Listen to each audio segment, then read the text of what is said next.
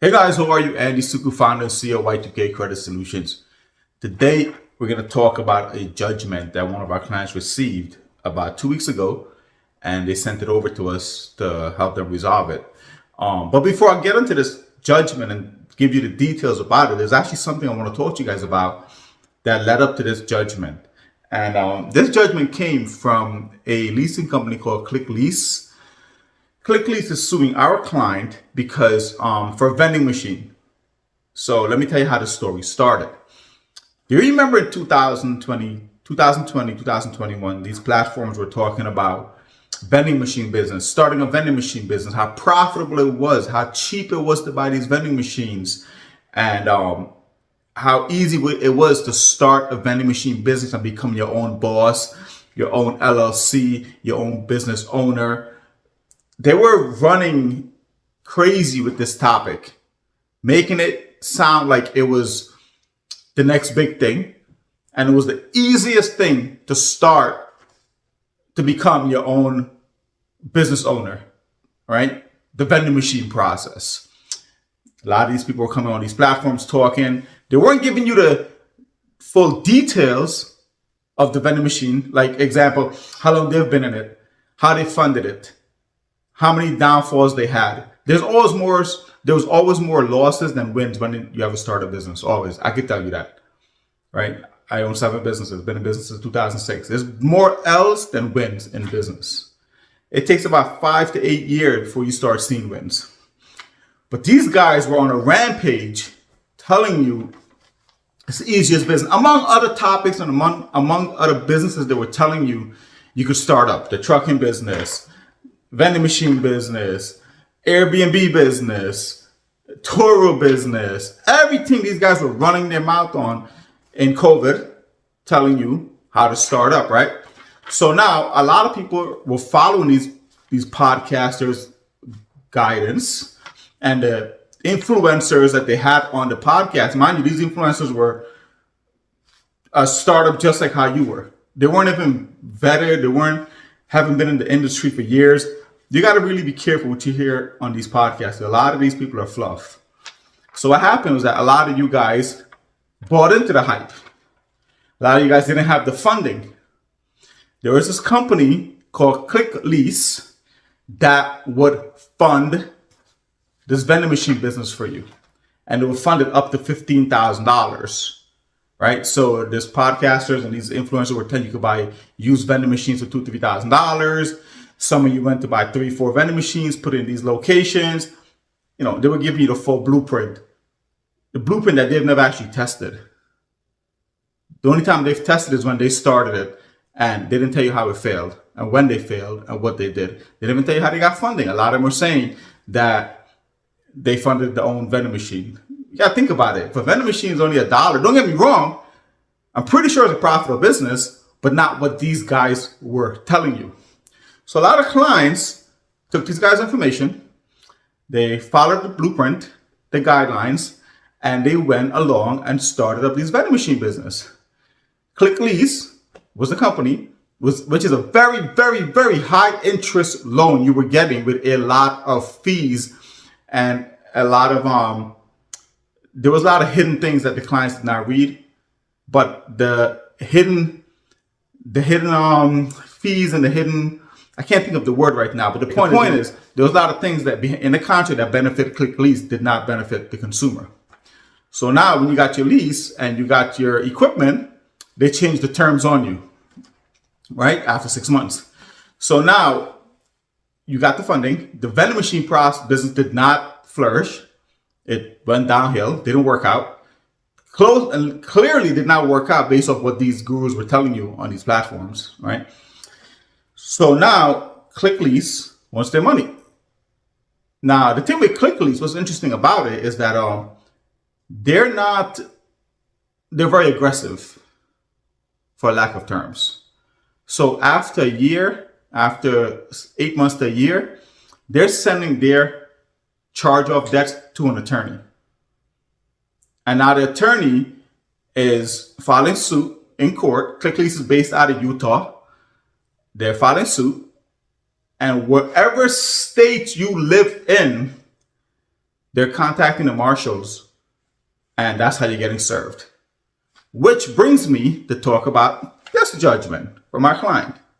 You clearly can't see it too well. I'll move it up. Click leases right there.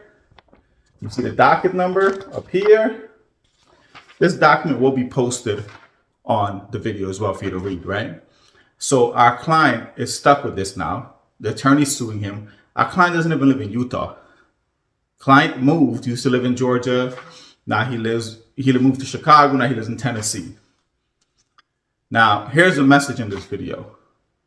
How they found a client in Tennessee to serve him was something we spoke about in, I think, the video we did in February of 2023, when we started speaking about judgments and letting you guys know a lot of these credit gurus are telling you they're taking things off your credit report by filing illegal affidavits and police report, but that does not mean you don't owe the debt. These debts will come back to haunt you. Case in point, right? Case in point. So what happened was that the judgment was filed in Utah, in the state of Utah, Salt Lake City Department, 3rd Judicial District Court. You'll see this as well. Index number assigned. That means a judge saw it, a judge signed off on it for the judgment to be enforced. The attorney found the consumer through the software called Skip Trace, which is something that we use in our office as well, something we spoke about on many other occasions. Skip Trace. You cannot hide. As long as you have the social security number and the social is attached to this debt or any debt, they are going to find you. We are going to find you when we collect for the bank as well. Right? So client lives in Tennessee. Skip tracing was involved. It was sent to the marshal in Tennessee. Next thing you know, unmarked car, not in uniform, body cam, shows up to the client home. Knock, knock, knock. Are you da-da-da? So-and-so, you're served. The dash cam recorded the whole conversation, got a picture of your image. Client got served. So point one, what I want to make is to tell you that stop listening to these gurus. Like, I've proven it so many times. I've shown you guys documents, state laws, government laws, bodying law that governs this industry. These guys are telling you to do illegal things and unethical things, and it's coming back to haunt you. And when it comes back to haunt you, they're nowhere to be found. All right. Number two, how do you handle this judgment now? Now, we speak about skip tracing a lot. When skip tracing is involved, the attorneys already know where you live, where you work, if you have a mortgage, if you have an asset, and who's your payroll company. And lastly, your income. They already know that. And they also know the seventh thing is they already know who you bank with, through your social. So it becomes very tricky because a lot of consumers like to act like they know it all. Jack of all trades, try to negotiate debt. And when you're speaking to these attorneys, keep in mind, it's a law firm and a paralegal in front of it. Law firm is behind the scenes, paralegals on the front end. When you're speaking to these paralegals, you think the questions they're asking you, you might tell them a different answer. They already know everything about you. They know how much they're going to settle for. They know how much asset you have, how much you have in your bank account.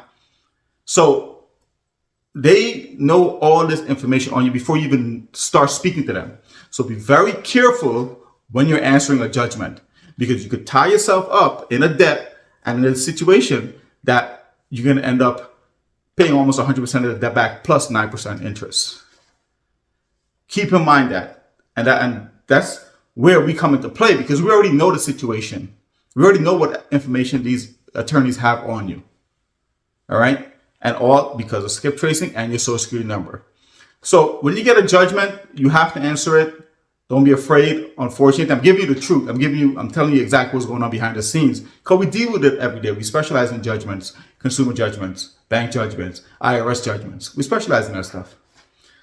But if you get a judgment and you feel as a consumer, oh, one last thing I want to say. Attorneys know consumers don't know the law.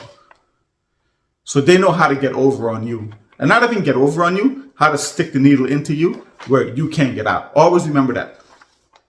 But if you have a judgment and you're not comfortable handling it, and you don't want to start up a can of worm that you can't get yourself out of, give our office a call. We'll be more than happy to assist you and help you, just like this line. This came in on Saturday. We don't even work on Saturday. But we already have the information on Monday morning. These judgments could be very tricky, and they could jam you up and you could be coming out of your pocket a lot more than what you're supposed to if you don't know what you're doing. But I'm not telling you to not try to resolve it on your own. If you could resolve it, try it, handle it, but do not open a can of worms, then send it over to us, because when you're speaking to these attorneys, everything is recorded. And when we're speaking to them, they're going to be like, hey, the client already said this. They're going to go by what you said, because you said it on a recorded line. So be very careful. By all means, like I said, if you can handle it yourself. If you can't, we provide a service for you. But a lot of the things that these podcasters and these gurus were talking about in COVID times, when everybody was home doing nothing, and you guys went and got loans and high interest loans, and this loan that this company offer, Click Lease, you get a bad credit. That's why the rates are so high, right? So a lot of the judgments are coming out in the woodwork, especially now in Q4. All of most financial companies are trying to close out their books by the end of the year. So once these judgments are in play, that's how they can close out their books. A lot of judgments are filed. You might think that you're not going to get served, but you will get served, because it will find you through skip tracing, as long as social is attached to it. If you have any questions about this video, comment, drop it below, and I'll try to answer it for you. But be careful. This is the time of judgments, and this is the end of the year. Q4 is a very big quarter for a lot of financial companies. Talk to you soon. Have a good day.